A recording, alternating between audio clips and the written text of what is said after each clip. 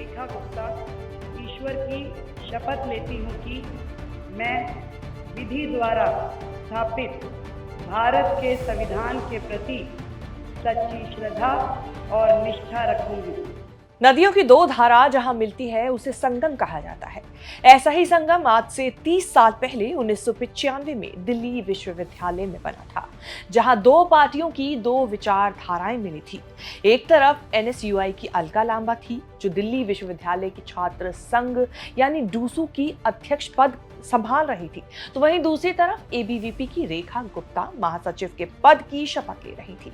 उस वक्त दोनों नेताओं की उम्र करीब 20-21 साल ही रही होगी, जब छात्र राजनीति से दोनों अपने भविष्य की नींव रख रही थी।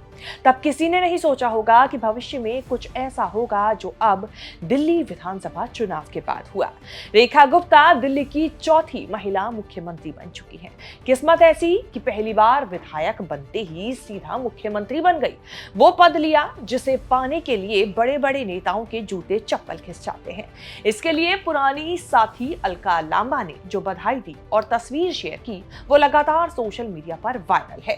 क्या है इन दोनों नेताओं की कहानी और कैसे सीएम की कुर्सी संभाल संघ की चहेती रेखा गुप्ता बनी सीएम दिल्ली की, सब बताएंगे चर्चित चेहरा के आज के इस खास एपिसोड में। नमस्कार, मैं हूं कीर्ति और आप देख रहे हैं न्यूज तक पर चर्चित चेहरा। 1995 से अब यानी कि करीब 30 साल बाद रेखा गुप्ता ने अपनी राजनीति को नई ऊंचाइयों तक पहुंचाया है। ऐसे में पुरानी साथी अलका लांबा ने बधाई दी तो वायरल हो गई उनकी वीडियो और सोशल मीडिया पर किया गया पोस्ट। अलका लांबा ने लिखा, 1995 की ये यादगार तस्वीर जब मैंने और रेखा गुप्ता ने एक साथ शपथ ग्रहण की थी। मैंने एनएसयूआई से दिल्ली विश्वविद्यालय छात्र संघ अध्यक्ष पद पर जीत हासिल की थी और रेखा ने एबीवीपी से महासचिव पद पर जीत हासिल की थी। रेखा गुप्ता को बधाई और शुभकामनाएं। दिल्ली को चौथी महिला मुख्यमंत्री मिलने पर बधाई और हम दिल्ली वाले उम्मीद करते हैं कि मां यमुना स्वच्छ होंगी और बेटियां सुरक्षित। अलका ने पोस्ट के अलावा रेखा को बधाई भी दी तो अपने बयान में तंज कसने से भी नहीं चूकी। कह दिया कि रेखा ने शायद कभी नहीं सोचा होगा कि वो पार्षद से विधायक और फिर सीधे मुख्यमंत्री हो जाएंगी, लेकिन सदन में उनका जो आचरण है वो सही नहीं है।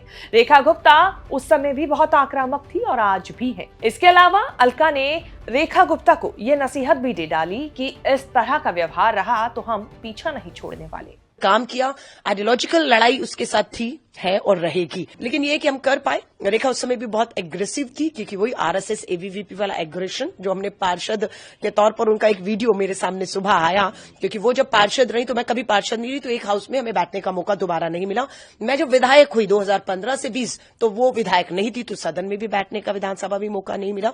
अब वो पहली बार विधायक बनी है, लेकिन उनका जो वीडियो मैंने देखा तो मैंने उनको शुभकामनाएं बधाई तो दी है, लेकिन नसीहत भी दी है, क्योंकि उन्होंने भी शायद नहीं सोचा होगा कि वो सीधा पार्षद से पहली बार विधायक बनेंगी और मुख्यमंत्री हो जाएंगी। लेकिन सदन में जो उनका आचरण है, अगर मुख्यमंत्री के तौर पर विपक्ष में कोई ऐसा करेगा तो वो अब क्या करेंगे, क्योंकि उन्होंने पार्षद रहते हुए सरकारी संपत्ति को नुकसान पहुंचाया, माइक, पोडियम सब तोड़ा हुआ आज वायरल वीडियो है।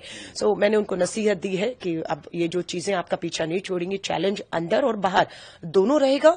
मैं महिला कांग्रेस की राष्ट्रीय अध्यक्ष हूं और दिल्ली मेरी है। मैं बार बार कहती हूं, दिल्ली में बेटियों की सुरक्षा, महिलाओं की सुरक्षा एक महिला मुख्यमंत्री की प्राथमिकताओं पर होनी चाहिए। रेखा से जुड़े विवाद की बात करें तो इसकी लिस्ट भी काफी लंबी है। वैसे अगर एक ताजा विवाद के बारे में बात कर लें तो 2023 का वो किस्सा सबसे ज्यादा चर्चा में है, जब रेखा गुप्ता को दिल्ली बीजेपी की तरफ से एनसीटी का मेयर प्रत्याशी बनाया गया था। इस दौरान आम आदमी पार्टी और बीजेपी के पार्षदों के बीच जमकर हंगामा हुआ था, जिसके कई वीडियो सोशल मीडिया पर वायरल हुए। इसमें एक वीडियो रेखा गुप्ता का भी था, जिन्होंने आम आदमी के एक पार्षद को थप्पड़ जड़ दिया था। कई लोग उनके इस थप्पड़ कांड को आज उनके सीएम चुने जाने पर याद कर रहे हैं। रेखा गुप्ता को भले ही कम लोग जानते हो, पर वो बीजेपी और आरएसएस की सक्रिय सदस्य रही हैं, जो जमीनी स्तर से उठकर कार्यकर्ता बनी और अब मुख्यमंत्री तक पहुंच गई। रेखा गुप्ता तब भी पीएम मोदी के साथ नजर आती थी जब मोदी प्रधानमंत्री नहीं थे। सोशल मीडिया पर रेखा और मोदी की एक ऐसी ही तस्वीर वायरल है जो 2013 की बताई जा रही है, जब मोदी जी ने केंद्र की राजनीति में एंट्री भी नहीं की थी। रेखा गुप्ता बीजेपी महिला मोर्चा की उपाध्यक्ष रही हैं। रेखा अपने करियर की शुरुआत से ही संघ से जुड़ी हुई हैं और सक्रिय सदस्य रही। इसीलिए कहा यह भी जा रहा है कि दिल्ली के सीएम को चुनने में संघ की बात मानी गई। रेखा ने आरएसएस की छात्र शाखा एबीवीपी के जरिए छात्र राजनीति में एंट्री ली। 1994 से 1995 में रेखा दिल्ली के दौलत राम कॉलेज में सचिव चुनी गई और फिर 1995-96 में डूसू की महासचिव बनी। इसके बाद रेखा ने 1996-97 में रेखा दिल्ली विश्वविद्यालय छात्र संघ की अध्यक्ष बन गई। रेखा गुप्ता बीजेपी की कद्दावर नेता हैं और 3 बार शालीमार बाग से पार्षद रह चुकी हैं और इसके 1 साल बाद दिल्ली की मेयर भी रही। रेखा गुप्ता मूल रूप से हरियाणा के जींद की रहने वाली है। इनके पिता जय भगवान दिल्ली में नौकरी करते थे, इसीलिए उनका पूरा परिवार दिल्ली में शिफ्ट हो गया। वो एक बैंक मैनेजर थे। रेखा गुप्ता की स्कूली पढ़ाई के बारे में बात करें तो ग्रेजुएशन भी उन्होंने दिल्ली से की है, शुरुआती पढ़ाई से लेकर। रेखा गुप्ता ने दिल्ली विश्वविद्यालय से एमए की पढ़ाई कर रखी है। उन्होंने एमबीए भी किया है। 1998 में रेखा की शादी दिल्ली के बिजनेसमैन मनीष गुप्ता से हुई थी। मनीष गुप्ता स्पेयर पार्ट्स का कारोबार करते हैं। छात्र राजनीति से शुरुआत करने वाली रेखा अब साल 2025 में दिल्ली की मुख्यमंत्री बन चुकी है और चर्चित चेहरा में इसीलिए हमने आपको ये कहानी सुनाई। उम्मीद है चर्चित चेहरा में बनी आपको आज की हमारी ये रिपोर्ट पसंद आई होगी। इसे लेकर आपके जो भी फीडबैक्स हैं कमेंट सेक्शन में जाके अपनी बात जरूर रखें।